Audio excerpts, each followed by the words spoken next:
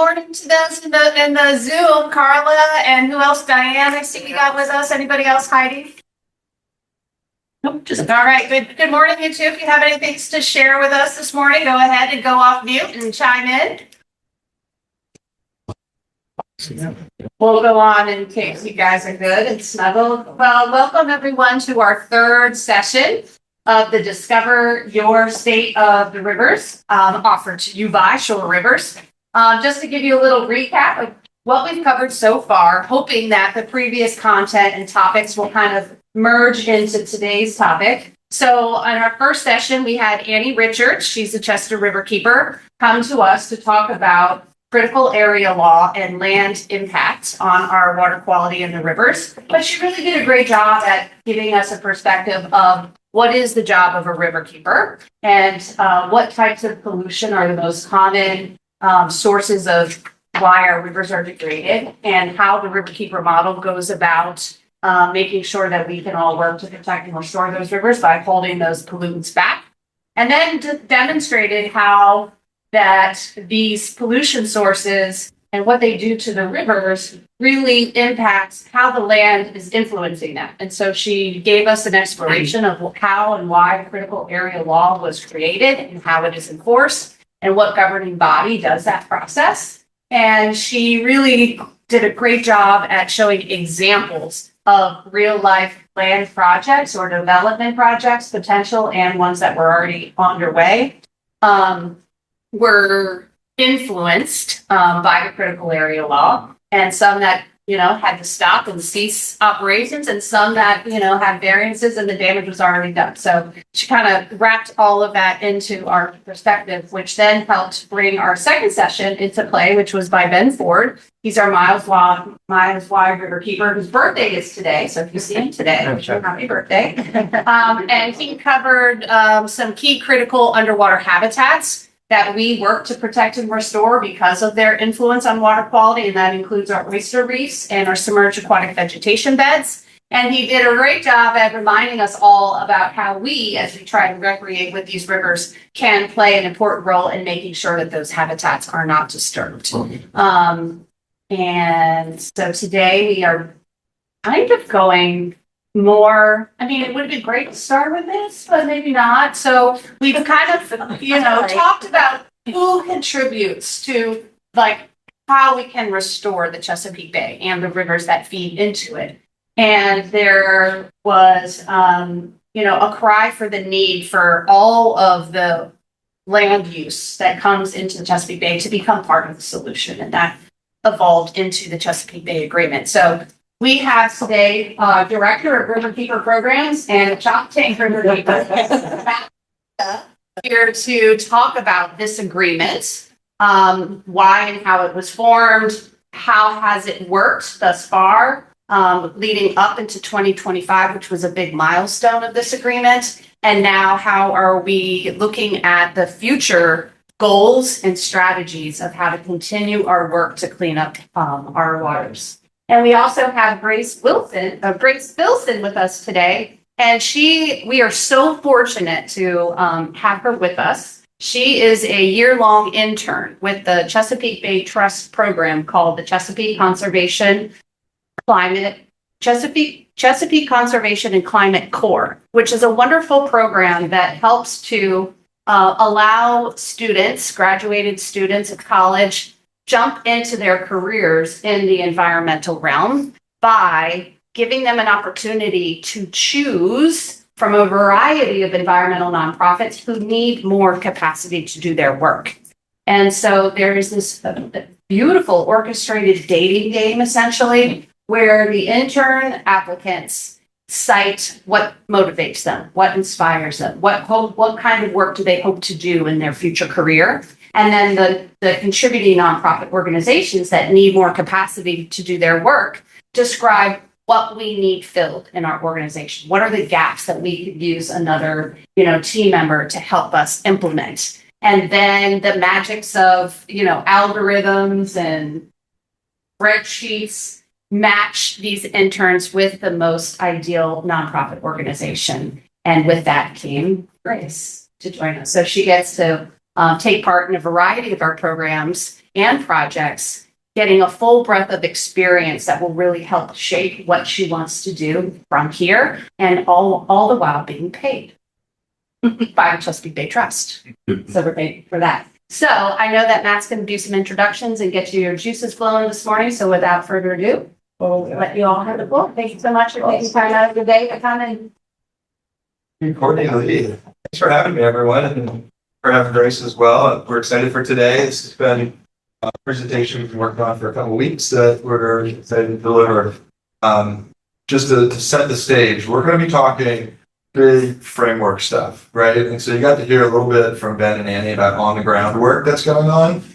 What I'm going to be talking about is what are these structures, these regulatory structures that kind of push for this stuff to happen, right? I mean, it doesn't just happen because organizations like ShoreRivers wants it to happen. There are actually regulations and strategies and just that, regulatory structures that help make this. So we're going to talk about that a little bit up here, but then we're going to funnel it back down to what it means for the Eastern Shore.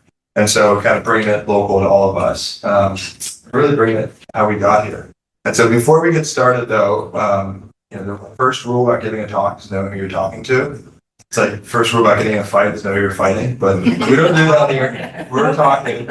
Friends first. Yeah, friends first. But I want to just spend a little bit of time talking about how we all got to this space. Where did we come from and where do we reside now, particularly what watershed? So I know, what you guys are familiar with. So I'll start, and then I'll kick it over to Grace to give an intro on her journey here. But you'll learn very quickly from listening to me that I'm not from the Eastern Shore. I talk way too fast to be from the Eastern Shore. So I'm from Western Pennsylvania originally. So how many of you know where Pittsburgh is?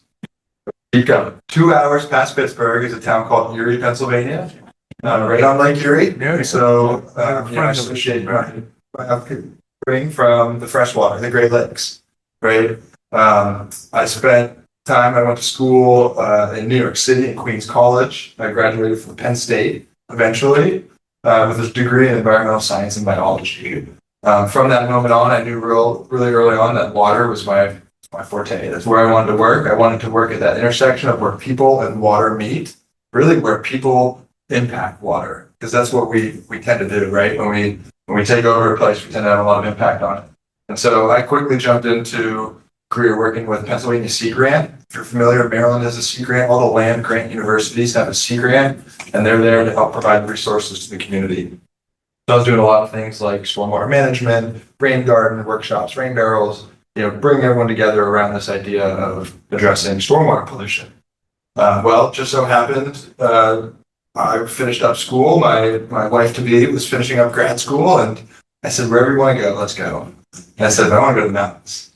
And she said, okay. So we picked Dorchester County. So you see how that relationship works. You don't always get what you want, but you get what you need, right? So here we are, and I'll tell you, we moved here for my wife's job. We're absolutely staying for my job. I have what I think to be one of the best jobs in the world, really one of the best jobs on the Eastern Shore, and in this field of environmental protection. And so it didn't happen like that straight off the bat, though. My wife got the job, and that's why we moved here. She's a school psychologist. If you can imagine our dinner conversations, water quality protection, Dorchester County schools. There's a lot going on there, a lot to unpack. But when she got her interview, we drove down here, and you can't help but recognize that bridge you drive over, not the Chesapeake Bay Bridge, the next best bridge, the Chesapeake River Bridge. And that right there, to me, just opened up my eyes. We immediately pulled over after a 7-hour drive, went over to Gilbert, fished in Pier State Park, jumped right in the river. Couldn't stop myself. I had to get in this water. And this was before I knew I was even going to work here, right? And so, playing that out a little bit, I would say my wife and I, we got married. She started her job a week after the wedding down here. And just the way we were financially, I was still living up in Western Pennsylvania. And so I was commuting back and forth every other week, trying to get a hold on where jobs are, how I can get my foot in here. And then I got hired by a great organization called Mid-Shore Riverkeeper Conservancy. So one of the legacy groups of ShoreRivers, the local riverkeeper group here. And I went into that office just blind as could be, introduced myself, and I said, I see you guys have a job opening for a riverkeeper. does it matter that I don't know what that is, or I don't know what the chop tank is? And the guy at the time, Jeff Horseman, said, yeah, it kind of does, but why don't you put your resume in? Because I know who's doing the interviews. Happened to be him. So the rest is really history after that. I find myself most happiest in my work when I'm working with communities here and figuring out how we can solve pollution problems, how we can identify them, and then work towards solutions. We'll talk a lot about some of the solutions through the presentation today, but that was my journey on how I made it from snowy Western Pennsylvania down here to sunny Eastern Shore of Maryland on the Chesapeake River. And so why don't I kick it to Grace? Sure. Yeah, thanks, Courtney, for a little bit of an introduction on kind of what my role is at ShoreRivers and how I got here. A little bit of background on me. I'm from Central Maryland, so Ellicott City, not too far away. I just recently graduated from Dickinson College this past spring, which is up in PA, so another PA migratory, event. And I studied environmental science, but most of my experience was on the Eastern Shore every summer. So I worked for a few different nonprofits, very similar to ShoreRivers, every summer throughout my college career. This past summer, I worked for a Maryland Coastal Bays program, which is a very similar organization in Berlin, Maryland. And I really fell in love with the small community-focused nonprofit world, especially on the Eastern Shore where the community is so tight-knit. So yeah, I decided that I wanted to come back and gain some experience with ShoreRivers. And the rest is good history. And I've really enjoyed it so far. I'm excited to talk to you guys. Yeah. My name's Dan Frank. One of the things that I can claim fame to is to be one of the people that moved from California here. Oh. So came about a year and a half ago, although we had a lot of history out around the Beltway in Falls Church for many years. Live on the Tread Avon and just trying to learn how to treat that river as our neighbor. Yeah, it's a great waterway. Yeah, thanks. So my name is Ricky. I live locally here in Easton and was just interested in learning what ShoreRivers does and just in general information. You're a lifelong Eastern Shore resident? I was born and raised here and then I moved away to get a work. Yeah. And then when I retired, I moved back. Okay, great. What did you do for work? Accounting. Okay, great. Welcome back. Glad to have you. I'm Lynn Randall. I'm another person who escaped California. Oh. But and I live here in Easton in an HOA type of community, and I take every opportunity that I have to work with Adkins and your organization and others like that to help people understand the value of planting native plant gardens. Mm-hmm. So Very important. I built up in fact behind my property along the fence line where there's a swale that I've seen that swale get so much rain in it that it almost comes up to my back steps. I planted I call it my demonstration meadow, Mm-hmm. and I have that problem. Oh, great. The water gets stopped. We built it with the French drain for running through it to, looking at that swale. That French drain captures the water, the roots take it from there. Yeah. So it's really cool. Very It's never swampy on the other side. And I think everyone can kind of relate to that. Coming to the Eastern Shore, how flat and ditchy everything is, right? Yeah. Water doesn't move fast or far. Yeah. I'm Mary Diorio. My first introduction to the importance of the quality of water was from Northwestern, where I went to college, and my side job was to pipette out of 12 different huge gallons of water that were brought to the school. I would pipette a certain amount, bake it, weigh the particulates, because this water was eventually going to go back into Lake Michigan. And so what my job was to do was to see if the filtration plants throughout this area before it is released were really doing what they were doing. It was only later that I realized mouth pipetting. Is this wastewater? Yeah. It's survived. Absolutely. I survived. Strong. It never crossed my mind until I saw my father. I was making extra money to go. Anyway, I'm a Midwesterner. My husband and I moved to Washington, D.C. in 73 and then bought a house on the Eastern Shore in 2002, second home on Broad Creek. We've watched that creek over this last 20 years. Think it's a ocean. And so we're very aware and very concerned with how you manage, how you live as good neighbors with water that will have its way. Yeah, it's a great point, yeah. I'm Annabelle Lesher. I live on the Miles in an old family home, and that's what made us move back to the Eastern Shore. My husband and I both grew up in Pennsylvania. I actually went to college in Western Pennsylvania. Where halfway between Teal. Deal, yeah, of course. Teal. But when this old family house that had been sold out of the family came back on the market, we had to grab it. Oh, wow. So you actually sold it and then you bought it back in? My father had sold it Mm. back in '72. Yeah. I didn't have any opportunity at that point. So, But how sweet that you're back in it. That's so neat. yes, and we're back in the old family house, and it is on the Miles. Yeah, awesome. So, Great homecoming. yeah. Kind of scenario, yeah. Hi, I'm Mary Ann Bray. I currently live in Easton, but I did live for 30 years in Royal Oak on Edge Creek. Oh, yeah. Your watershed. Yeah, for sure.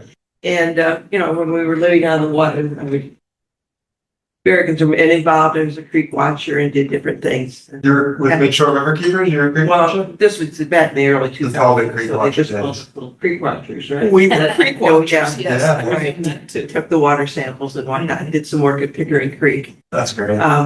Lately, I haven't been as involved like that, but I still have an interest in keeping our rivers healthy. Yeah, thank you. Awesome.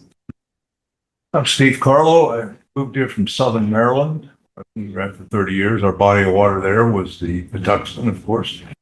Yeah. And, but we love coming to Easton, and we have the Tread Avon in our backyard, Yeah, nice. not far away. Good for kayaking and what have you. Yeah, great. It's kind of your vessel of choice. I can't do as much as I used to because I have an arm issue. You gotta pedal one of those pedal ones. That's what I need to get, exactly. Yeah, those are fun. Yeah. I'm a member of the Shore Rivers Buoy Brigade. Oh, great. Thank you. Looking for ways to do more. Yeah, appreciate that. Thank you. Buoy Brigade, if Courtney hasn't mentioned it, this is our monthly recurring gift program that helps to sustain donors and keep everyone involved a little closer to the mission, especially during some of these newer, challenging fiscal times, that we're dealing with. So, yeah, thank you. So Doug Holly, and originally a New Yorker, used to live up along near the Hudson River. Yeah, Remember Pete Seeger and yeah. Oh, come on. Yeah. Remember the first Earth Day? I actually have an original Earth Day pin. If I thought we were going to do this, I would have worn it. You were there. Yeah. But I live here. My wife and I moved here, retirement. Great community. Yeah. So lived in New York. I lived over in Davisburg. Okay. Great. So, back up your reference to Pete. Tell everyone else who that is. Oh, so, Pete Seeger, I'm trying to remember the name of the boat. So the Roundup, or the Hudson River had gotten very polluted and so on. And Pete Seeger formed a group and they went up and down the Hudson River and he would give concerts and try to promote cleaning up the river, which actually did an amazing job. And I'm trying to remember the name of the boat that he had. Yeah, I can't remember the name. But Arlo Guthrie. Sure. Okay. What year was that first Earth Day? Do you The remember? first Earth Day Yeah. was 1970. 70. Okay. Because, I did it too on that one. yeah, our high school, we did a great big thing. I went out and filmed stuff that. I don't back when remember it this was far back.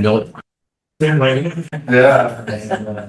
and, Pete's work was really the predecessor of the waterkeeper movement on the Hudson. So 52 years ago, the waterkeeper movement started on the Hudson River with a bunch of fishermen and environmental attorneys going up and down, essentially using the Clean Water Act to sue industries that were discharging pollution into the waterway, not pipetting. The name of this boat was the Hudson River Sloop Clearwater. That's in New Jersey. Yeah. Yes. Oh, it is. Yes. Yeah, that's great. Thanks. I'm gonna check, yeah, I'm gonna check online. Well, Carla sent hers. Okay, Says, hi, I'm Carla from Baltimore, live in Easton now, and our river is the Tread Avon. all right, And she's here to find out how to keep it healthy. let's do it. All right, Carla, thanks for being here. Diane, I see you on there.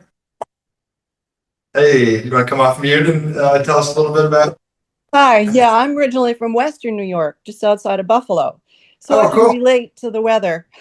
Yeah. And that's kind of why I moved to Maryland in 1983 and then settled in Howard County, but picked up cycling as my hobby and came to the Eastern Shore a lot, ended up moving here in 2009. So Okay. I've seen the water from the road. So my whole Yeah. interest in it is still the same as you guys, but it's not as a boater. Yeah. The cyclist looking at it all. Right, right. And, you know, that kind of emphasized the need for public access, right? Because not all of us have the opportunity to get on the water, boats or otherwise, but, you know, just to be able to drive over it and see it, and enjoy it that way. Yeah. I came to Eastern Shore as a mountain biker. And I ride skinny wheels like you do, I'm sure. I don't do a lot of biking right now, but I did do a lot. And the Eastern Shore is where we ended up cycling a lot, and that's why we moved here. Yeah, it's beautiful. Roads for days. When I first moved here, I went to the bike shop and I said, "Where are the trails in mountain biking?" Yeah.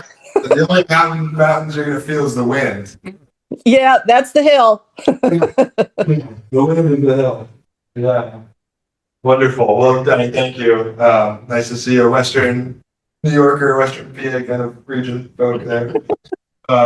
Okay, great. So let's get into our topic today. So what we're going to do is we're going to talk about this beast of a thing here, this Chesapeake Bay Agreement. This is a big arching thing. We're going to give you some background on how it all came to be. This isn't the first go at it, so we've got a track record on what this thing looks like and what we want it to be and how we're going to execute it. We'll get into some local examples, and then we'll weave in kind of Shore Rivers perspective on it all and what we commented on. So you've probably learned from the river keepers. The role that we do as river keepers at Shore Rivers is we take on our water quality monitoring role and also our advocacy. Any opportunity we can to provide a voice from the Eastern Shore Rivers, we jump on that. And so these agreements are opportunities for us to weigh in and make sure that we're being heard, right? That the Little Eastern Shore isn't being forgotten about. And so we do that. So we'll share with you kind of what those comments were there. Probably seen this slide many times, but this is just the background on Shore Rivers, our mission, and how we get our work done there. Slide there. All right, so let's talk about this Chesapeake Bay Agreement. So it's good timing to talk about this because a new Bay Agreement was just signed. And there was a lot of concern whether or not that was going to happen. But as you can see here, the point to pick up here, this is a voluntary agreement, right? So here you're already talking voluntary, where you're bringing together all the Bay states. So you've got the Bay states, DC, the federal government, all coming together. And we said, all right, we're going to work, because we know the Chesapeake Bay doesn't stop at state lines, we're going to work together under this one agreement. And we're going to figure out what it is that we need to do to make sure that our bay can remain swimmable and fishable. Right? That's what the Clean Water Act in 1972, when that was passed, just after the first Earth Day, Clean Water Act said all of our rivers and all the people who enjoy them have the right to be swimmable and fishable. And drinkable. We're not really drinking Chesapeake Bay water. Maybe in the Western Shore where they have reservoirs and some of the fresh water there. But in terms of the Chesapeake Bay, we're looking at swimmable, fishable outcomes here. And so this Bay Agreement, what it does is it contains 4 goals and 21 outcomes here. And we'll go through what those look like. But the intention is to advance the protection and the restoration of this resource. The bay itself, of all the tributaries that flow into it, all the wetlands that help to protect it, you have all the natural features there. And so, long history. I wish I actually would have had a timeline to go this way just to kind of show you guys. But this all started back in 1983. And so it was being driven, there was a movement from the 70s around environmental protection. Chesapeake Bay, like many waterways in the country, was getting worse. The industry was taking over, the development was taking over, and there wasn't really any safeguards on how we were going to make sure that this treasure, this estuary here, remains to be productive and swimmable, fishable. And so that was a short one. It was signed and it was quickly seconded there because they realized the first one didn't have any numericals. right? You can write down a lot of what you want to do, but if you aren't able to track that progress and find some accountability in there, it isn't really going to do much. So after 87, you saw that one go for about 13 years. It's important to see the gaps in the amount of time that we have here. But I'll say what really kicked it in was in 2009, there was a Chesapeake Bay executive order by the federal government, by EPA, that said, all right, you Bay states, Pennsylvania, Maryland, Virginia, 3 big ones, right? Then you had Delaware, Virginia, and West Virginia, and DC. But all of the Bay states, you need to come together and we're going to do one better. We're not just going to give you numeric goals, but we're going to make it required by law that you meet these goals on how we're going to reduce water pollution going into the rivers. And so 2010 was that big year where this TMDL, this is called the total maximum daily load. Try not to use many acronyms, but what this essentially said is, here's the Chesapeake Bay in a whole. This water body can accept this much amount of pollution before the tipping point goes, and we can't recover it. So it's kind of weird, but you're looking at the maximum amount of pollution a water body can hold and sustain before fish start getting degraded, before underwater grasses are kicked out, all those things. And then because it was coming from the EPA, these total maximum daily loads are actually written in the Clean Water Act as enforceable things. And so you have a tricky situation here with federal government's like, I'm going to give this mandate to all the states. And then I got to figure out how to enforce it. And that's what we'll talk to a little bit here. But it essentially said, here's the whole bay. Now you guys divvy it up and figure out how much Maryland's going to reduce, how much Virginia's going to reduce, how much Pennsylvania and all the other states. And then they went a little bit further and they said, within your states, figure out how much farmers have to reduce pollution coming off, how much the wastewater sector has to reduce pollution coming off, and then our urban areas too, right? And figuring out, all right, what is the pollution coming over all the land that we're developing and how much can we? So each of those sectors, those 3 sectors, were given a load to cut down. So here's the maximum that we want. We were above that. We need to get back down to that total maximum daily load to meet it. And that's what the TMDL was established. Before we change that, I want to just bring attention to this document here while we have it. And Carla and Diane, I don't know if you have this on your hand, but we'll get this to you afterwards as a send-out. But this Caesar report comes in right here, 2023. And what it does is it brought together all the scientists in the Chesapeake Bay and it said, all right, we set this goal in 2010. We checked it in 2014 and 15. And now we're getting close to the deadline of 2025, and we're not going to meet the goals. It's just clear as day. We weren't going to meet it. And so all these scientists came together and said, let's figure out why we aren't going to meet it. We can put millions of dollars, billions of dollars into working with farmers, upgrading our wastewater treatment plants, working on development and zoning and all that stuff. We're not going to meet our goals. Why is that the case? And so what is referred to as the Caesar report, Caesar stands for the Comprehensive Evaluation of Systems Response. And so the system is the Chesapeake Bay. The response is what we were hoping to see by putting all this effort into the landscape. And so this report evaluated that. And some key findings came out of this that really were intended to drive this next Bay agreement here. So I'll just highlight these next to the top here. You have what we pulled out of this Caesar report to be really important for the Eastern Shore. And this first one is important. And if you think about the concept here, that most of our pollution is coming from a very small percentage of our land, right? So that right there tells us, well, if we're going to be doing projects with farmers, we actually have to care about where that project goes on that farm, because not the whole farm operates the same way as the channel running through your backyard, right? We have micro landscapes on the landscape that we can tell where pollution is going to flow most, where we need to focus our attention. So it's not as simple as saying, oh, farmers are causing it all. It's not as simple as saying farmers. They aren't causing it all. They're causing it in the areas where they're dominant, like the Eastern Shore, but also the other landscapes are causing it as well. The urban areas or suburban areas and all that. And so up until recently, the approach was sort of scattered shot, low hanging fruit. Who wants to do a project? Farmer raised their hand. I want to put a buffer in. Great. You got the money coming your way. We didn't really evaluate, was that the best place to put the buffer? So we found out that we were doing what we call random acts of restoration. You know, random acts of kindness are great, but random acts of restoration can be a waste of money if they aren't proving to be. And so that's what happened there is we weren't targeting 5 to 20% of the landscape that we really need to be focusing on putting those projects in. And they are your ditches, your swales, you know, where that water is moving, that's where the nutrients are moving with it. So that's where the focus needs to be. Not upland on a, you know, in a farm from the center of a farm field where everything kind of propels off that. You need to capture it where it's moving to. The second one hits on this non-point source pollution. So what we found out between 2010 and now is that it's really easy to throw money at technology and get the outcomes you want. Technology is pretty certain, you know, almost sure that when you invest in something, if it's tried and true, you know what you're getting out of it. You know, that's what the wastewater treatment plants are. I mentioned those three sectors: farmers, wastewater treatment, and urban areas. Well, of those three, the wastewater treatments are the only type of pollution source that we call a point source. It comes out of a pipe, right? And so we realized early on that if we throw money at all of the technology that's treating what's coming out of the pipe, we can fix that.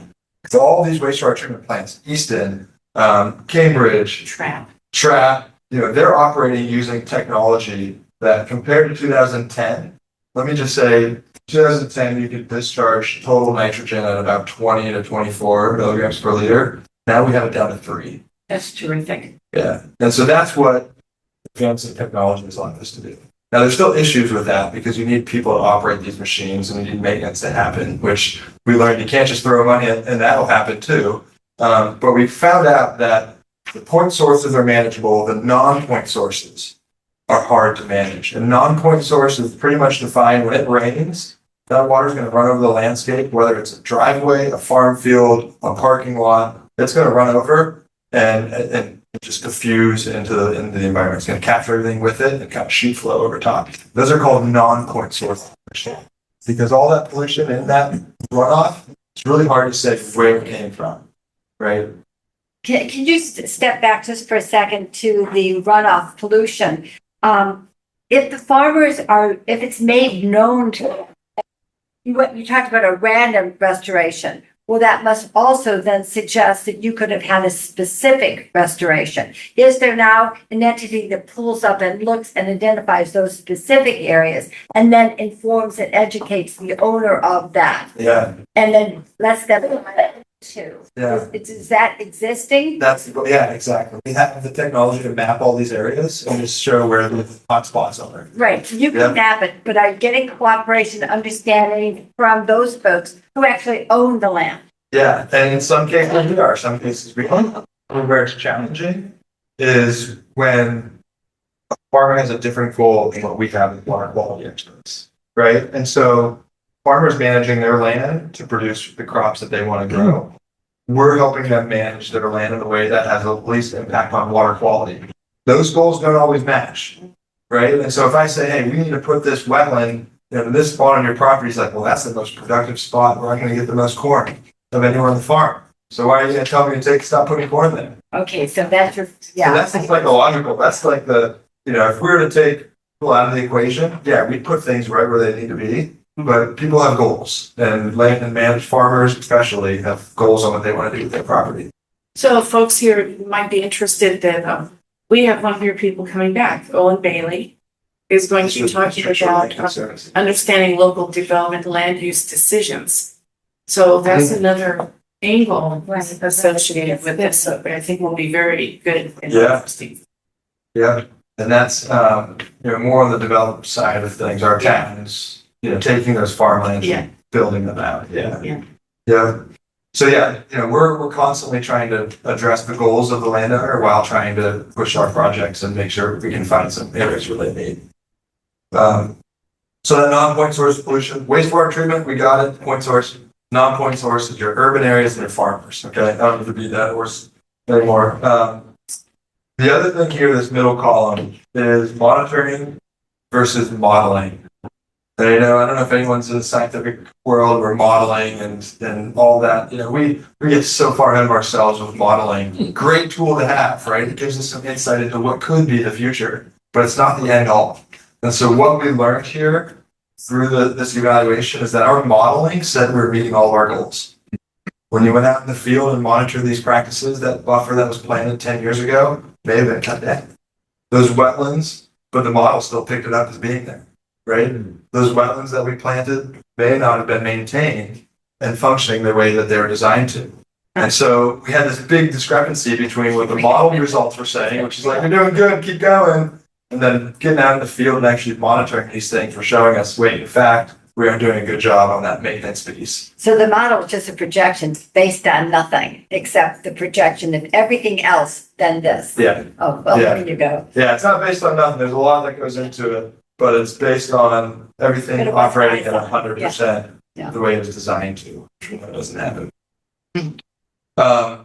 This other one, this first green one here is important, and this talks to one of our comments here, it's imbalance of nutrients. We have a mass balance issue. What that means is that we are putting more nutrients on our landscape than the landscape can actually handle. And so we can put all the buffers and wetlands we want on the ground, but if we're not thinking about the inputs and how we can reduce those, then we're always going to have more nutrients and less ability to capture all that. So we need to think about not just how we're putting practices on the ground like buffers and wetlands, but also how can we get to those farmers who are actually putting the fertilizer down and start getting them to think differently about quantities. You know, how can you achieve your crop goals but not use as much fertilizer? And it's out there, but then again, their goal is they've got margins to make, right? They've got outcomes that they want to achieve, and so money is everything on the farm. If they're not saving money, they're not going to do it. And so that's where that thought of how can we better balance the amount of nutrients we're putting down versus what the landscape can handle. And then this last piece, this kind of gets to something you were talking about working with the farmers, but incentive-based programs, incentive and voluntary programs are only going to get you so far. So our systems right now in the agricultural community are set up that if you want to put a practice on your property, it's all voluntary. There's no mandates that are requiring you to do that. And so what you get there is you get the low hanging fruit. We at ShoreRivers have done a really bang up job at working with farmers. But I'm going to tell you, it's many of the same farmers that we work with. If we're really going to get into the majority of the masses of the community, we need to shift away from voluntary incentives. We need to start thinking creatively. I hate to say about mandates, but we need to think creatively about how, as a society, we can change behavior so that we're doing things better to begin with and not on a voluntary basis. And that's essentially what that's saying is you're never, I shouldn't say ever, but there's research that says on farms, specifically with buffers, you'll never get more than 50% of the people to sign a government contract. Farmers don't like the government, believe that or not. But in many cases, no matter how much money you put in front of them, surveys show that there are certain farmers, over about half of them, who will not take that money to put in the project. And so right there, it shows you can't just have these voluntary incentive programs to achieve all the goals if you don't get everybody to buy in. Questions about sort of the science? This is what came out of why aren't we meeting our goals? Well, here's the main points right here. We're not targeting our practices right. We're putting too much emphasis on modeling and not monitoring. We need to focus more on the runoff pollution and not so much on everything that's coming out of the pipe. Those are kind of the summaries of what we learned. What entity investigates fertilizer? Because it seems like a fertilizer is one of the main problems. If there could be that smart woman who could figure out a fertilizer that was more water friendly. Yeah. I mean, it's there. I'm sure it's Sure. there. It's just that you throw the easy stuff out there because it will right away. Promoting the easy side of the companies that make the fertilizers. Like everything, it just gets real political when you get into Oh, yes, it is. when you get into the policies of should we reduce the amount of fertilizer. Well, as many as there's 10 of me going to say that, there's 20 or 30 of the industry coming to say no, they need this. Yeah, but Right. where they get the fertilizer, I mean, that's in jeopardy right now. Yeah. What fertilizer we're getting, I don't know. Somebody must know a better fertilizer. The Yeah. fertilizer wasn't always here. Now that it's here, there must be who's in charge. Yeah. Yeah, it's. I wish it was really clear, but who's in charge? U.S. Department of Agriculture, EPA, regulate fertilizers. We've disbanded them. Yeah. Or they We don't need them. Yeah. So we're missing the goal. So what's can be done to catch up? Well, and this is where the agreement provided that opportunity, right? And so every time we get to the end of one of these, we have the opportunity to reevaluate what happened, why we didn't meet it, and now what's the new agreement going to consider differently to help us get there? And I want you to pay attention throughout my talk to see if this new agreement is doing what we know we needs to do. Yeah, you can see how it goes, but yeah, that's the point there. So did the study that Caesar reported? So the Caesar, it was put together by the top scientists from Maryland, Virginia, Pennsylvania, all universities came And together. universities. Yeah, Okay. under this umbrella called the Chesapeake Bay program, which is an EPA thing, but yeah, it was all scientist driven from the universities. Yeah. Yeah, one great place. Okay, and so just kind of laying out the structure of this agreement and what it looks like. Again, this is a voluntary agreement, but what you have, goals, that articulate sort of the high level thing, the outcomes, what do we expect to see, the tangibleness of what we can accomplish with working towards those goals, the targets, how can we make sure to identify over time, are we meeting these, here's the target, now what's our progress towards that? And the management strategies, laying out the specific actions on the ground that are going to get there. So very high level down to what's happening on the ground. What the agreement is supposed to include. So why aren't the strategies in the agreement? Why aren't they? They're not included in the agreement. Oh, because that's how the states come up with how they're going to meet it. So the agreement was outlining these, and the strategies are state specific. Okay. Right. And so then it's funny because all of this comes with no funding. And so you have these states being like, you're going to put this huge responsibility on us and you're not going to pay us to do it. So then give us some flexibility on how we decide we want to be able to do that. And so that's what that does down there. And so they wanted to leave that open-ended for the states to figure out. That looks like a big hole. Yeah. Yeah. Or it could be. It could be. There is something to be said that Pennsylvania and Virginia don't operate the same, right? It's colder up there than it is down there, and you got to think differently about how the landscape functions. So you do want to have some flexibility, but as we learned, there needs to be guardrails on what folks are allowed. And so here's the goals from the 2014 Bay Agreement. You have kind of we spent a lot of time in this one right here. This is the nutrient where you get your nitrogen, phosphorus, and sediment goals coming out of the water quality one. But it hits all of these great things here. Sustainable fisheries with our crab and our rockfish. The chop tank is no more, there is just as good as really anywhere in the Chesapeake for habitat for our crabs and rockfish. Those habitats being the underwater grasses and the oyster reefs and all that. Toxic contaminants we'll get into a little bit today about like PFAS, the forever chemical that's popping up everywhere that we're reading about. Should those be considered? Healthy watersheds, looking at stewardship, land stewardship and land conservation. What are our goals on how much land do we want to conserve and why is that important? Public access, speaking to Diane's point there, we need public access, not just waterfront property for those who can afford it, but access for all of our communities to get there. Environmental literacy, that's more of our education piece, and then climate resilience. So this is what 2014 set the goals as. Flip to the next one, and that was how many goals was that? 10 goals. Yeah. And then you have, so they're kind of broken down. Look at these are the outlooks for each one. Of those, 18 of them were on course to be completed. 13 of them were on course to be completed. I'll just point out some of them that were on goal. Oysters was good. Public access was good. Land use conservation was good. I think blue crab may have been good at the time. So you can kind of see how they break those down. So they're really looking at them. When was this taken? Or, This was just before the new agreement. okay, so The 2024. 2023, 2024. They're saying the rockfish are in good shape. No, not the rock. No, they weren't saying rockfish are Fish habitat. fish habitat for more. Not just rockfish. They're looking at all of it. But as we know, rockfish aren't swimming. Yeah, catfish are doing The great. catfish are doing great. Yeah, Blue cat. catfish. Yeah, do they have invasives in there? Yeah, but that's obviously they're missed there, just invasive species management, like we got. So here's our new agreement. We went from 10 goals down to 4. We now have 21 outcomes, as opposed to the last one was 18 or 13, was 20. Yeah. So we're seeing this consolidated thinking, whereas the Caesar report said, wait, we may be making too many assumptions and lumping too many things together.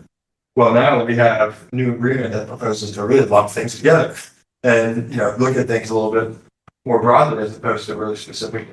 And so here's the 4 goals that you can see. They include many of the same outcomes. Like you can see there, the thriving habitat, you got the fish habitat, the blue crabs and all that. And so in some cases, there's a lot of overlap, but instead of there being 10 goals, it's now lumped into 4. Which we think is problematic, right? We think each of those goals in the previous one deserved its own approach and attention. Now we're looking at, again, sort of lumping these things in a little bit more.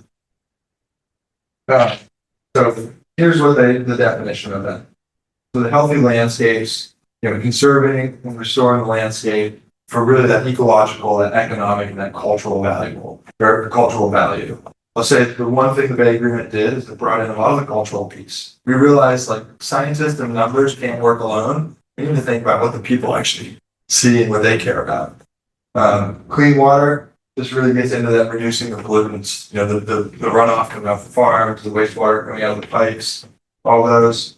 Thriving habitat, fisheries and wildlife. This is looking at duck habitat, fish habitat, you name it, from the land to the water, and then really creating that balanced ecosystem there.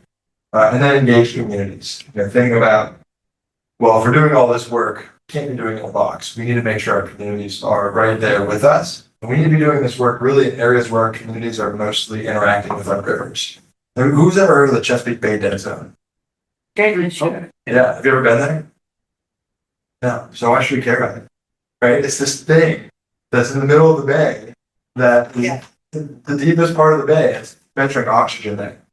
When I talk to people in the community, what they care about is their shoreline. Right. And how the nearshore habitat there is thriving or not. And the oysters that they can see off their dock or the grass that they can see.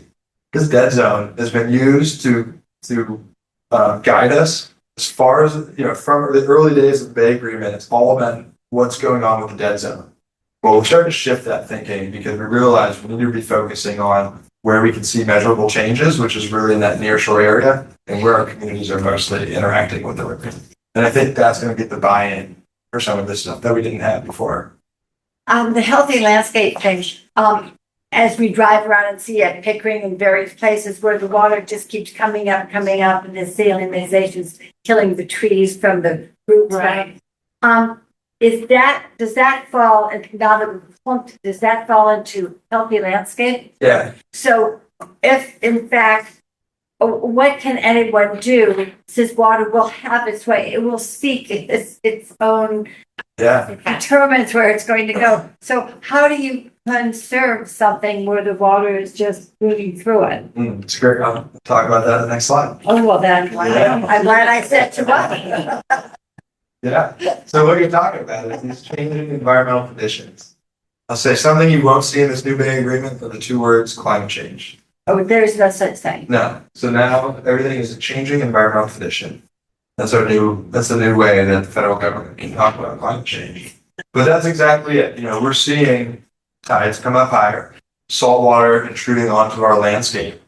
Our vegetation is impacted because of that. Our shorelines are eroding because of that. So how are we going to adapt to that? Healthy forests and trees, as it points out.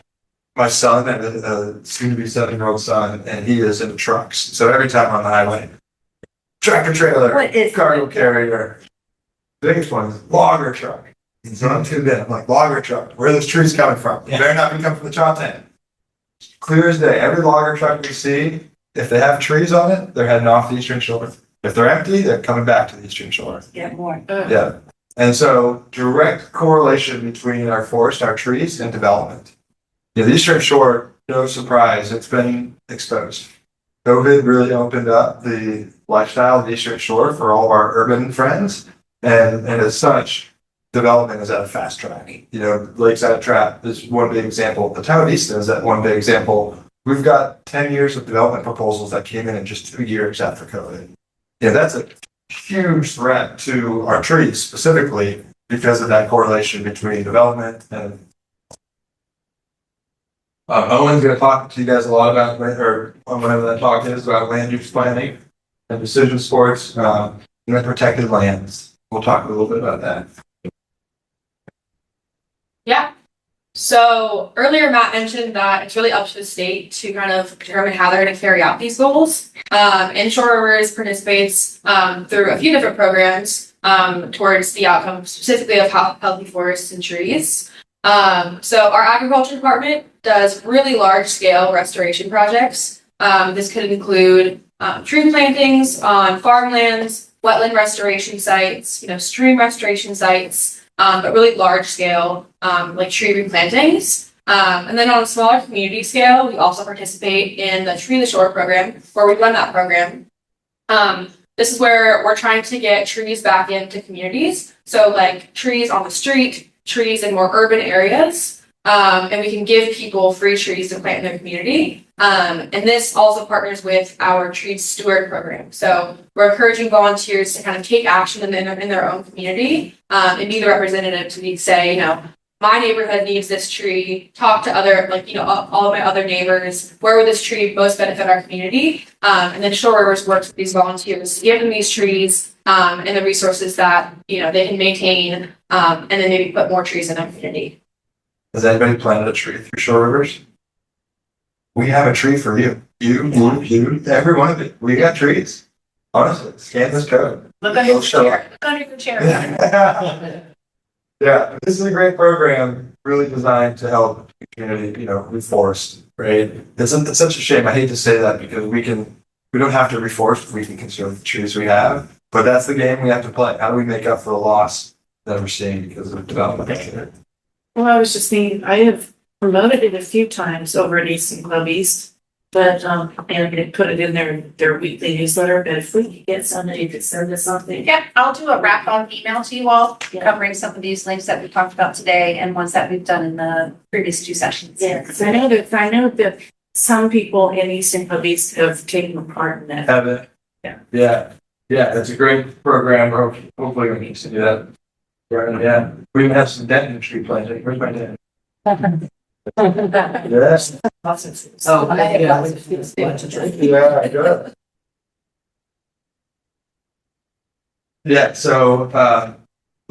so this is our comments. The healthy landscapes, these are the comments we provided. This is where we felt the goal was deficient and needed more. And so, strengthening the goal, to revise it to really look at maintaining and enhancing water quality. Right now it's simply maintaining it, which we can look at maintaining things forever, but if we're not looking at how to further enhance it, then we're just going to keep it the status quo, right? And so we want to make sure that we're not just settling for.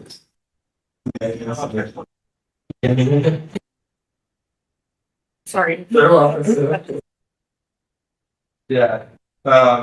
The ambitious land protection target, and so protected land should include reach goals, not only achievable acreage targets and forest wetlands. So a lot of this stuff that was put in here was things that could be achieved just with run-of-the-mill kind of work that we know we're doing. And so the whole idea here is let's set some ambitious goals so that we can really work towards something.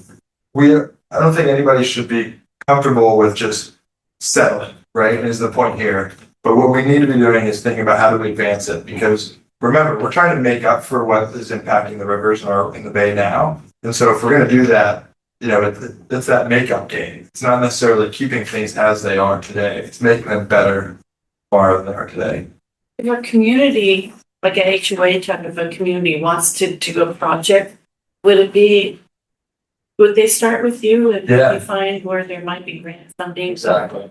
Yeah. One of the things I want to emphasize through all this is nobody's set up more than ShoreRivers with the tools that we have in our organization to achieve these outcomes. And that's really how it was designed, right? Yet the federal government kind of set the big bar And then you have that trickle down to the ground level. Who's going to be the ones doing this? It's us working with the landowners, the homeowners, the communities, and then connecting them with the resources, with our state government, with our counties and towns, figure out how we can address that. Yeah, so we'd love to be right in that middle spot of figuring out the issue, finding the resources to address it.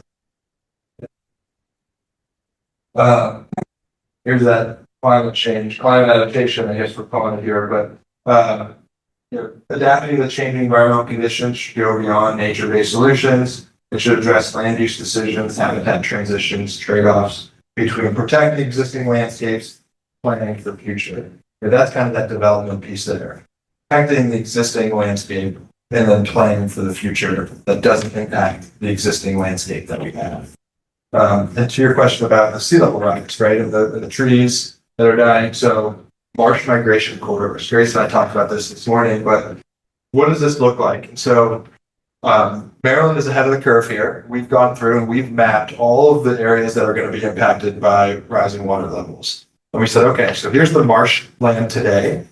What does it look like landward of those areas? And how can we start conserving land in a way that marshes are able to migrate landward as salt water comes up more, as more erosion happens? And so this idea of prioritizing marsh migration corridors, just that, if you had the river down here, your marsh right here, and if this was all farm field, you can predict that probably in 50 to 75 years, the water is going to be up on that farm field. So how can we start preparing that to be marsh today?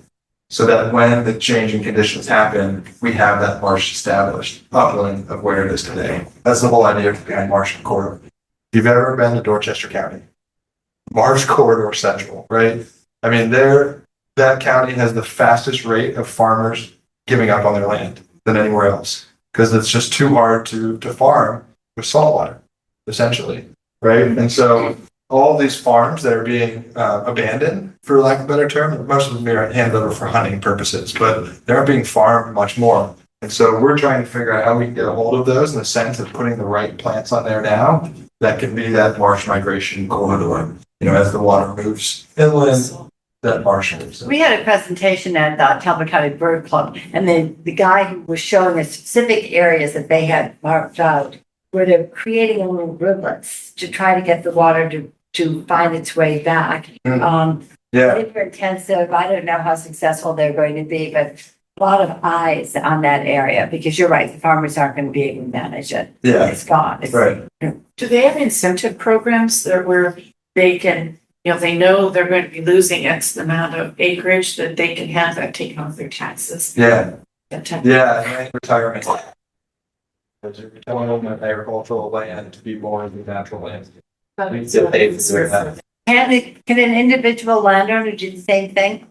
A lot of us who have property on water have known over the last 50 years that the property originally marked is not there anymore. That's not there anymore. You tell us the trees are way over in the middle of the water. Can you get the tax people to redo that? No. Why? I think you're dealing with changing environmental conditions, but in the sense that, you can only Get another land survey, get the property to be surveyed again. Yeah, so Andy here talked about the critical area defined by the mean high tide line. Anything below that is property of the state. And so, in some regards, what's seen as a taking as erosion occurs, you're losing land and it's giving it back to the state. And so do that process in reverse, I think would ruffle a lot of lawyers' feathers. How in the sense that you can say, now the tide is coming up here. I know your property line's out here, but it's not there anymore. That's right. Right? And so, I don't know, it gets into property law, which so often conflicts with environmental law, but I think anytime that's been tried, there's been a lot of resistance from the state in doing that. But farmers can do it. Farmers, they can't gain, you can't. Yeah, they're still like there. Yeah, they're doing it reverse. They're retiring land that they know is going to be underwater. But I think that's what she's talking about. They That's shouldn't it. tie They it shouldn't to the do property that. line. And therefore, they shouldn't have to pay taxes on it. As a landowner, just an individual. Oh, no, what not they're a doing farmer. is they're retiring the agricultural rights to that property. It's rights that they're retiring. Yeah. I can't Retiring is- retire, my lawn rights. I would love if we had people. Well, somebody else could have the right to mow it. Yeah, right. Or not. No mows of it. Yeah, so the next goal, which is clean water. So this is kind of Shore Rivers, pride and joy, what we work a lot in. Matt kind of mentioned these earlier. So the outcomes specific to clean water are reducing excess nitrogen, phosphorus, and sediment, toxic and emerging contaminants, which is like PFAS, which we'll kind of explain a little bit later. And then setting water quality standards. And we'll get into kind of what these look like in the next slide. So our water quality programs are a really big part of what we do at Shore Rivers. We run weekly water quality monitoring in the spring, summer, and early fall. So this is where river keepers go out on their respective rivers, and they're collecting, data to help inform, trends, develop our annual report cards that they're going to talk about at their State of the Rivers presentation, identify pollution sources, and then prioritize restoration efforts. We also have our bacteria testing program. This is a community, again, another volunteer program where our volunteers are going out to public access sites like beaches where people are really interacting with the water, and then testing those sites weekly, bringing us water quality samples, and we're testing, is this site where people are accessing the water, does this have safe bacteria levels? Is it safe for the community to interact with the water there? And in the swimming season, we're going to put out these results weekly so people can actually see, where's my public access site and is the site safe for me to swim at or collect fish at weekly. So that's really how we're getting this information out to the public. Our swim testers program are the volunteers who go out and take that data or take those water quality samples and give that to us so we can report on it. If anyone's interested in becoming a swim tester, we also have another QR code. I'm sure Courtney will pass it up in the back. But that program is about to start up soon. Yeah, how many of you are familiar with that? We call it Swimmable Shore Rivers every Friday with the results out throughout the summer. Well, we hear them tell us on the radio where we can and can't swim. You hear it on the radio too? They tell us, where the. Yeah, that's from our testing Right. program. Yeah. Yeah, and so if you're on social media, you can subscribe to any of your river keepers, and we put that out on Friday every week throughout the summer. There's also our website that you can go to and look at the data. And there's an app on the phone that you can get that'll show you kind of what the bacteria levels are. That's a bacteria testing program, just to be, specific. That's like, the number one question we get is it safe to swim? Is it safe? Yeah. That's how we figure out if it's safe to swim with bacteria. Well, an anecdotal piece of information here. I used to do a lot of sailing out of Annapolis. Back in the 80s, you wouldn't even want to put your toe in water. Really? It was horrible. The bacteria? Yeah, everything. Yeah. When you look down, it's murky and it's gross looking. It's when it came back, it seems like it's improved a lot since then. Yeah. There certainly has been strides of improvement in some of that, because we're more aware. I tell you, this program is instrumental down in Cambridge where I live, bringing to light the failing sewer infrastructure down there. What does the Potomac and the Chesapeake have in common? Sewage. We've got it right here as well. Every time it rains, Cambridge overflows its system and goes right into the river. And so it was our testing that was able to bring that to the elected officials down there to get them to invest the money, billions of dollars, into fixing it. And now we're continuing to test there so we can see if it worked, right? And if it's not. And it is so expensive. You do need the federal government, you do need some deeper pocketbooks because the old communities are wanting to do it, but it's a huge expense. And look what just happened in the District of Columbia. Yeah. I mean, we're talking about.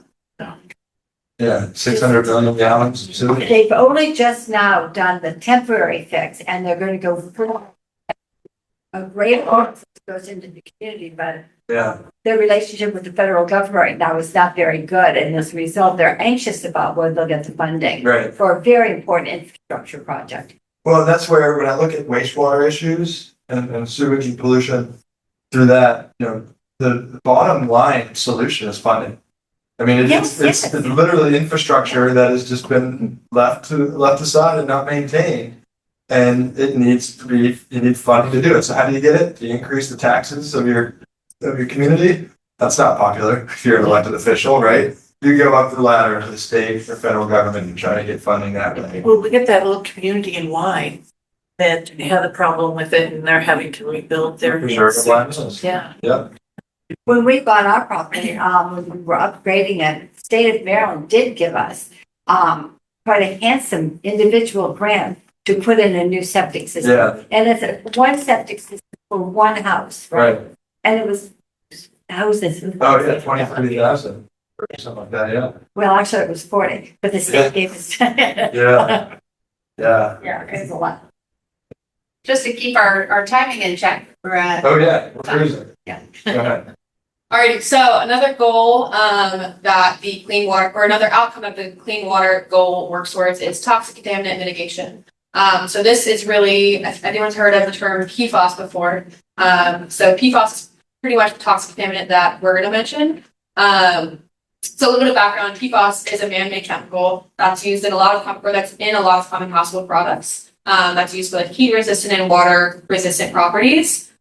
These a lot of time will enter our waterways through wastewater.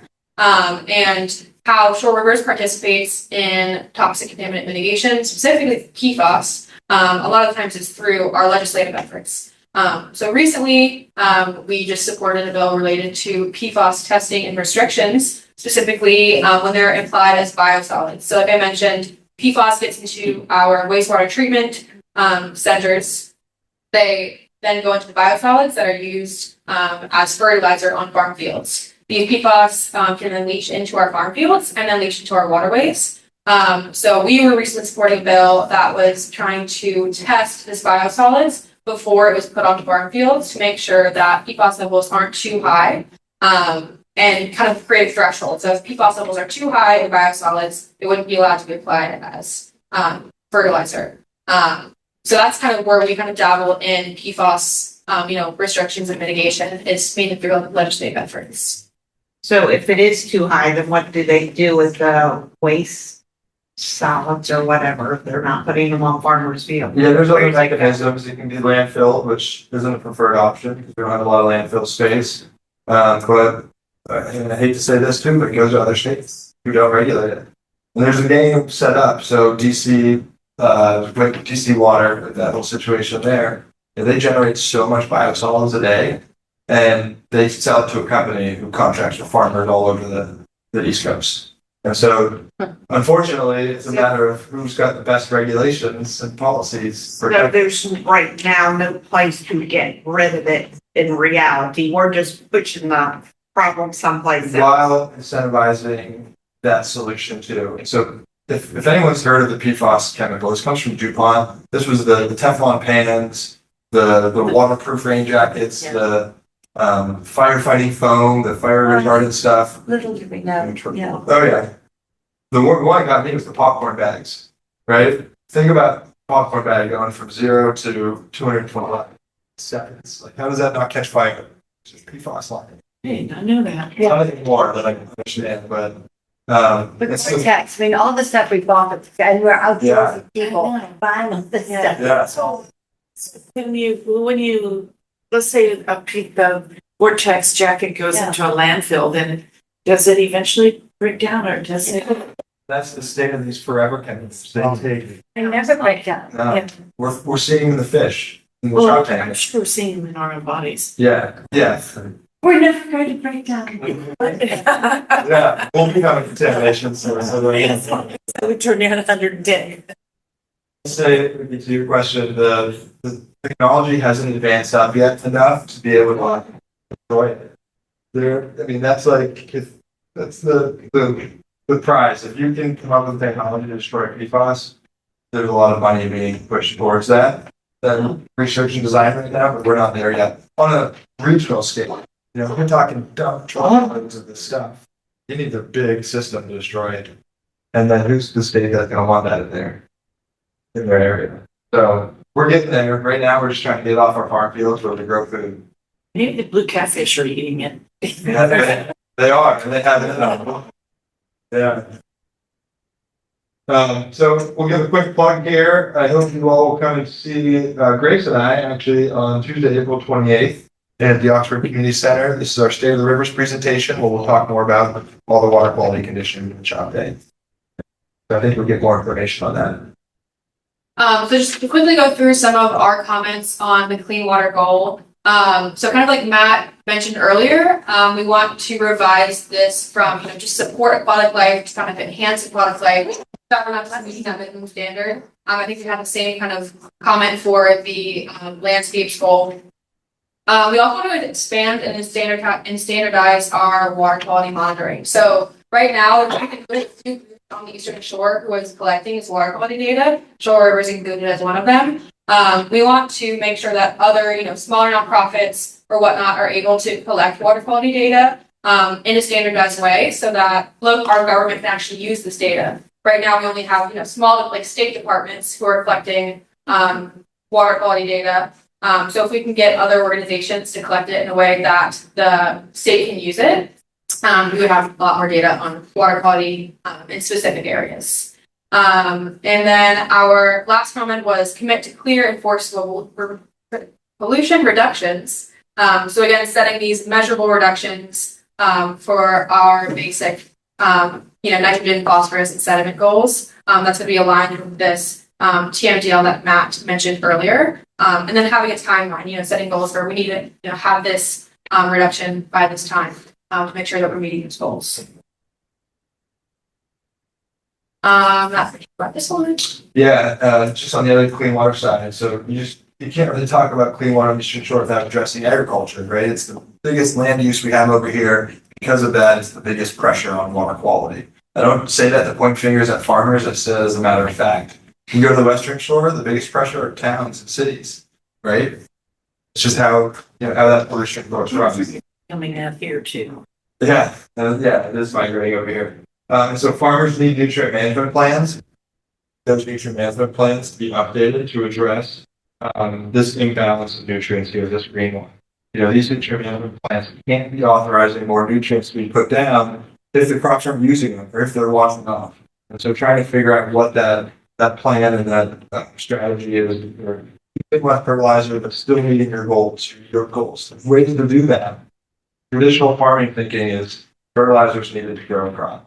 Farmers are very resistant to anything having to do with the environment, aren't they? They feel like they're being blamed for. Well, yeah, and, in a lot of cases they do feel like that. They also, pride themselves in being stewards of the land for their own. But we can argue that the goals are a little different when you're growing crops or trying to use the land for profit and production versus trying to use the land for protection. Matt? Yeah. Do you guys ever get an opportunity to talk to agronomists? Yeah, not as much as we'd like to, but the University of Maryland has some that we work with, and there's some private nutrient management. Try to educate them. Yeah, working through the universities and kind of because they all need to be certified, Right. Okay. For them, so that's gonna happen. Yeah.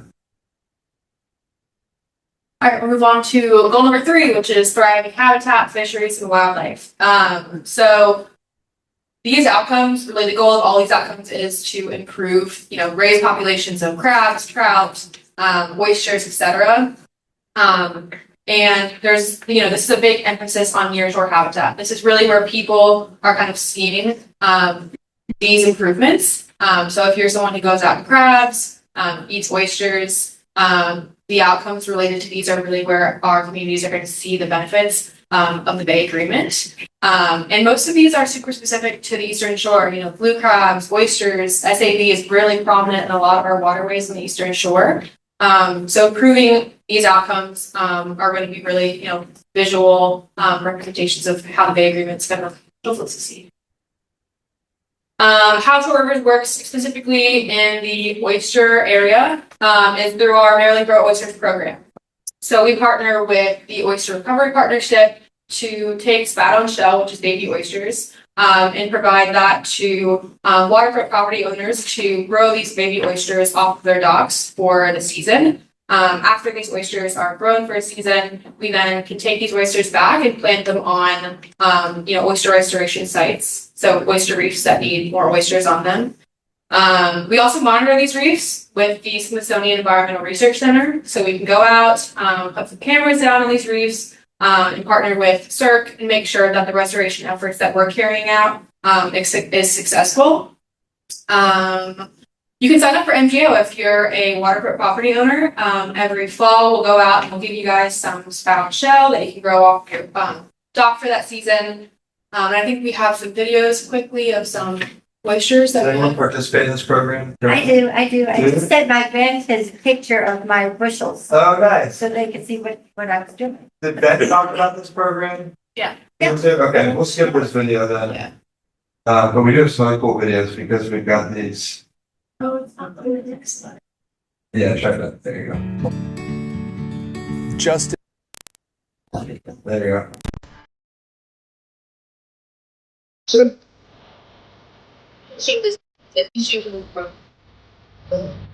Yeah, this year.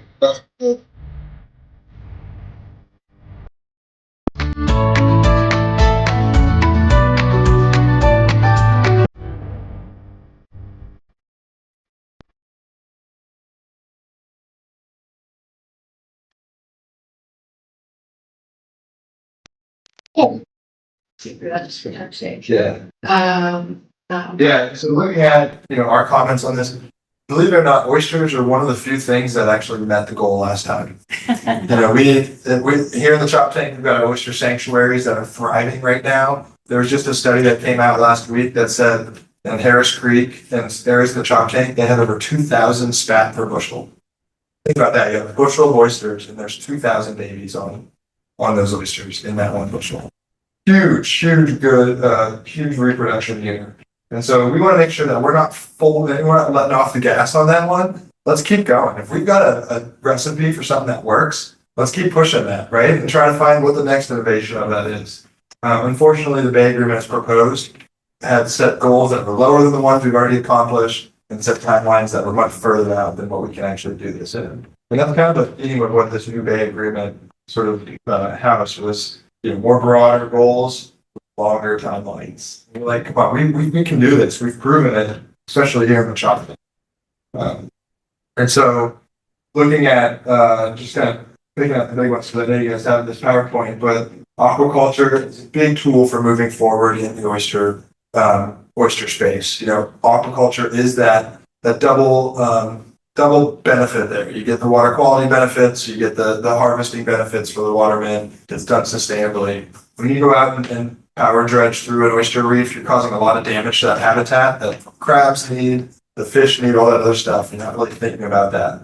So looking more at ways to promote aquaculture and native aquaculture, using oysters that reproduce and respond, not the triploids that are sterile oysters, which are meant to grow quickly. We can be doing more for reproducing. Making sure the oyster sanctuaries, are you guys familiar with the oyster sanctuaries from Benstock? These are these nurseries of areas where oysters are planted. Let's keep the gas on there.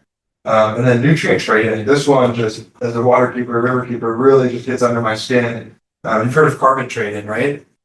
Have we seen the benefits of that? Yeah. Nope.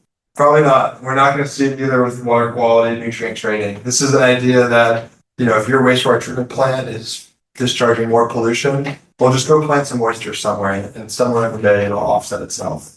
There's a lot of issues we have with that. Palmer County, in fact, has proposed a pilot program where they're investing $200,000 a year into oysters to help offset their failing wastewater infrastructure. We have a lot of issues with that very Why don't thing. they put the 100,000 a year in? Yeah, it's- Into the wastewater, thank you. It's being pitched as a strategy that can also help the waterman industry. Well, we can ask that of Pete Lesher, please. That's And we worked with Pete very much on trying to oppose that. He knows our position on that. In San Marcos, we're having a big sewer system come in now. It's not going to come to all of the residents, but is that banking into a failing system? Is this a new system that's going to bank into an already failing system? No, the St. Michael's system is pretty new and well performing. Okay. So, and it does have a lot of capacity, but it does have issues around Royal Oak and elsewhere where it's flat or, low lying and Yes. a lot of flooding there. There's a lot of overflows that happen there. Yeah. Yeah. Looking at our wetlands and our streams, I just want to go to the next video, go to the next one. I'll show you a video here. When we talk about wetlands on farms, we're not talking about a little wetland here. This is the scale of the projects that we're working on in hopes of kind of bringing back that natural landscape function of capturing water, slowing it down, soaking it in the ground, treating all those nutrients into it. That is what this these types of projects are designed to do. This one is actually on Broad Creek. And Yes, so tell me what it's doing, other than understand if that's. well, it's all crop field before that. It's all farm. And what we're doing is we're taking areas where we can actually cool water, let it sit there for a while, so that as it sits there, the plants can actually So treat you're that water. slowing it, okay. Yeah, we're slowing it down as opposed to letting it just run off the farm field right into the river. The idea with all this stuff is to slow it down and let it infiltrate into the ground before it gets to the river. Because the soils and the plants, like in your backyard, will help do a lot of that filtering. So that's what we're promoting. The ditching that we have here are nothing but highways to the bay. That's when they were first put in. Ditching is a way to help farmers grow more crops because it gets the flooding water off their farm. But what it does is it just tracks nutrients right into the river. And so it's funny, we're in a spot where we're reversing the mindset. We're plugging our ditches. We're creating wetlands to divert them into so that we aren't just having it free flowing off. Right, that's right, that's what it's got. And where in Broad Creek is that, do you know? I do know, not off the top of my head. This project vision, yeah, I don't know off the top of my head. Yeah, I could see why farmers would complain about losing 17 acres of production. Yeah, It could be very expensive. right. And so the way we look at it is how can we find areas that aren't producing well for you, that are maybe already wet, that you're trying to farm in, and then turn those areas into it. Now, each of these projects, we try to get the resources to pay the farmer for about 10 years after they do this. So they aren't seeing immediate loss of their income. They're still getting paid for those acres. Not as if they're farming them, but at a rate that's an acre upon. But you're right, it's a big hurdle, right? There's stream video, do you want to play that? Yeah. We're flying high over some flattering curves. When the water now has to navigate these curves, it slows it down and it allows it to remain in that area, in that system for a longer period of time. The stream connects to the Sassafras River on Maryland's eastern shore, and it needs some restoration help. This site in particular was identified because it had some of the highest nutrient loads in the entire Sassafras watershed. So what exactly will they remove from the waterways? Well, sediment, phosphorus, and take nitrogen, for example. The project planners tell us more than 3,000 pounds will be eliminated from the Sassafras River every year with this restoration project. That's about 84 bushels of crabs. All of those nutrients. Zach Kelleher is the Sassafras Riverkeeper for ShoreRivers, which focuses on the health of the waterways. His drone video of the project shows how it's restoring the natural curve, putting rocks and woody debris in to slow down the water and provide a habitat. I think what's just really cool about it is that it's going to complete over 1.5 miles of stream restoration consecutively, which you don't see a lot of times. A lot of times it's kind of just piecemeal. It's a project here, it's a project there, versus now we're just getting into the consistency of doing a whole long, a complete system. It cuts through farmland in Cecil County. If you're in the area, you can see it from Route 301 by the way station. Kelleher says the problem isn't traveling very far. These pollutants aren't flowing in from out of state or just showing up randomly. Our data shows that they're coming from within our watersheds. What can we do as individuals to cut down on that nutrient load? It's a sliding scale of actions ranging from planting native plants to installing rain barrels to bioswales, bioretention areas, choosing better alternatives for some of your gardening practices. ShoreRivers has a river-friendly yard program. If you want to learn more, several partners put up the $1.7 million in funding for the project, including the U.S. Department of Agriculture and the Chesapeake Bay Trust. The whole point of these stream restoration projects is to return back to the natural state. For Chesapeake Bay Media's Bay Bulletin, I'm Cheryl Costello. You had a question before of how can you protect the lawn is going to end up getting too much salinity and all that. Couldn't you be planting some of the grasses and things like that would be helpful? Yeah, that's the goal, right? But it's in the landowners on board to do that. It's a challenge. So Shore River has, even at an individual level, if someone, they went to Shore Rivers and said, this is my property, this is the issue, would someone be willing to come and say, this is what you really could do here? Yeah, exactly. Right? That's our River Friendly Arts program. We'll make sure to get you some of that, but yeah, you can go right on our website, fill out the form, like a quick form, and we'll come out to your house and give you a consultation.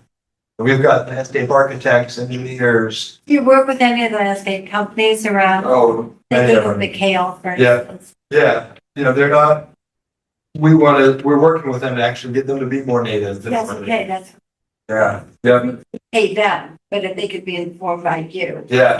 that's. Yeah, and we have a training that we can offer for landscapers to go to. It's at Chesapeake College once or twice a year called the Chesapeake Bay Landscape Professional Certification. And we've become in a position where we get money to help pay local landscapers to go. Huh. Yeah. So, yeah, if you talk to your landscaper and they're interested, you know, definitely send them our way. And when those opportunities come up, they are sent out in our Riverkeeper newsletter so that homeowners can share that with their private landscape. Yeah. So I recognize the time. We got just one more goal to go through. I'm gonna finish this one up real quick. So with the thriving habitats, this is an exciting project. We're working on the chop tank to enhance over 80 miles of fish passage. So we're looking at areas where culverts and other things are preventing migratory fish from going upstream. And we're working with U.S. Fish and Wildlife Service and our state agencies and our counties too, to redesign those culverts, install them so that fish can actually pass through there. And we've calculated upwards of 80 miles we could be able to open up for spawning grounds of the fish. So really a tangible benefit there that we can see. What is eDNA? Environmental DNA.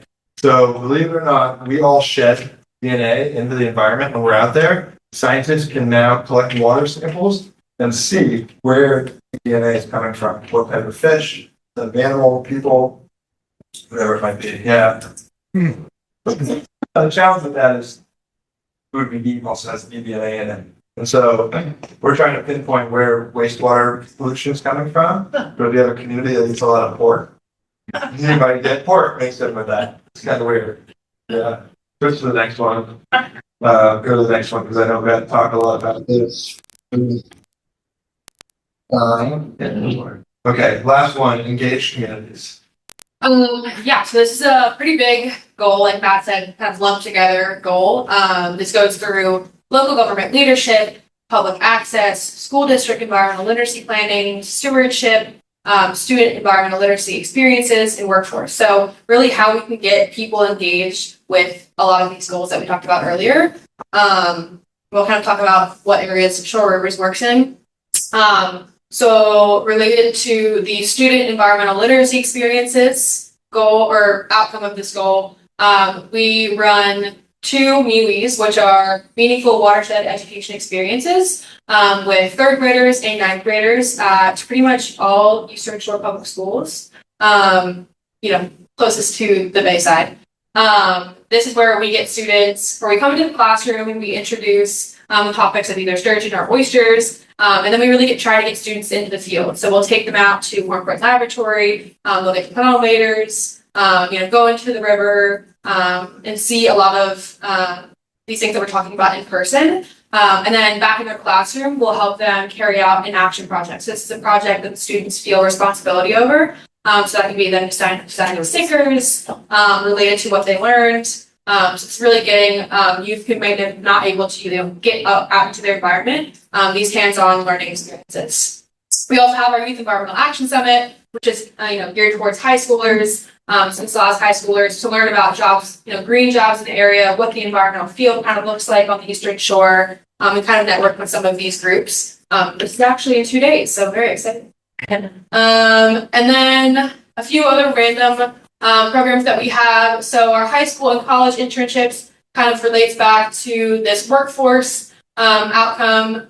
We have, high school and college students coming in every summer and kind of getting to experience what it's like to, work in an environmental nonprofit, very similar to what I'm doing.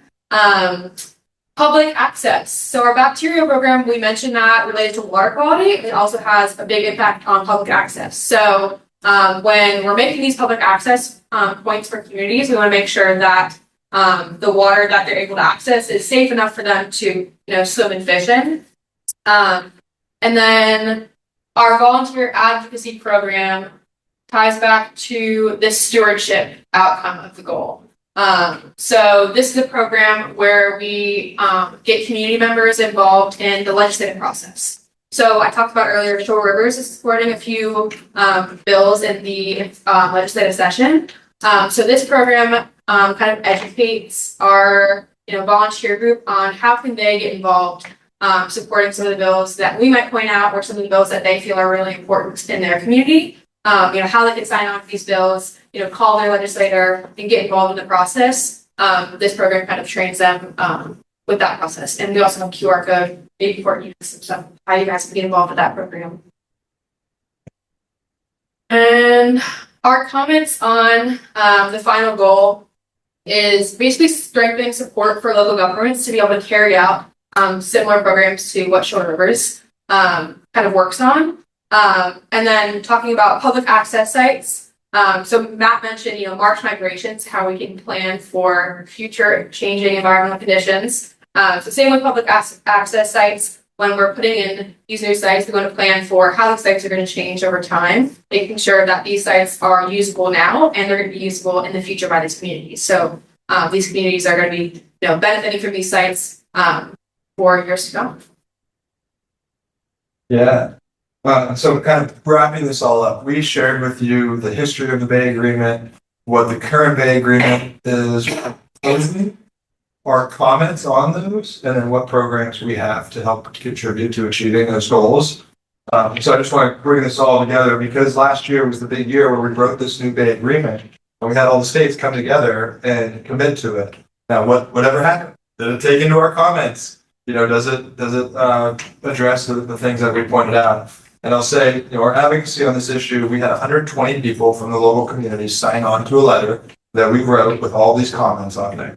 We submitted them to the EPA for review, and it's a weird time. I don't know how I need to say that, but I'll say the biggest victory that we got out of this was that all the states came together and actually signed something.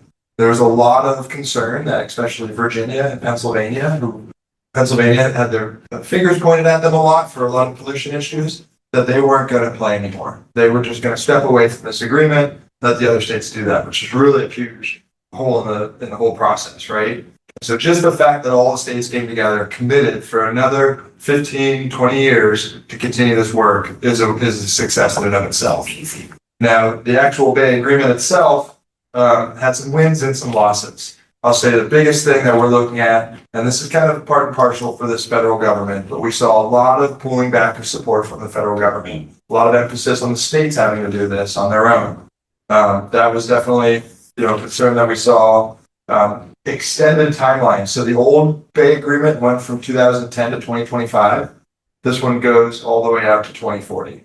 And so, I'm sorry, the old one went from 2015 to 2025. This one goes out to 2040. So we're pushing the timeline out longer, and we don't have as many measurable points along the way. So that's really concerning for us. Obviously, the weaker language around climate change, especially around the Eastern Shore, where we have these flooding issues, sea level rise, all this is happening. And less language around numeric criteria and explicit the sort of accountability in those. Now, what were some of the gains that we did see? And I'll say, they are huge, and that's sometimes how it works. But we did get an agreement signed. Some of the gains that we saw was a stronger focus on communities. I mentioned you got the dead zone, you have where communities are. We need to be working in that space, right? And so there was a recognition that we need to be more involved with our communities. As Grace pointed out, there's a big emphasis on workforce development, getting more people trained up and working in this space, especially on the education outcomes. Land conservation was a big piece. We see that carried into this new Bay Agreement, that they want to see more land conservation occurring. And then this is kind of the escape route, but they couch all of this new agreement to be sort of an adaptive management process. And in some ways that's good, in some ways that's bad, but what that says is that we can reevaluate this at any time we have the states willing to do so and come up with something new.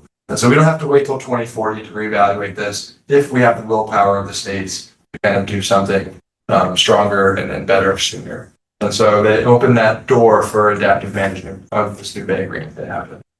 So I don't want to end on such a somber note here. What I do want to emphasize though is that Shore Rivers is your local resource for all of these things that you see in these bay agreements, whether past or current. We're working for our crabs, for our fish, for our communities, for our landscapes. We see the value of these Eastern Shore Rivers and what they contribute to our local communities and our economy. And we're going to do that regardless of what the Bay Agreement does. It's great when we have support from big, regulatory structures like this, but we're still working towards our mission of swimmable, fishable, clean waterways on the Eastern Shore, regardless. And so I'm encouraged by you all being interested in this and participating in all this, and continue to work with us. Don't let this be the last kind of effort that you have with Shore Rivers or engagement. Got a lot of programs, and hopefully I'll see you on the 28th in Oxford. Thank you. Sorry for going over, Carl and Diane. Thanks for sticking it out with us. Courtney,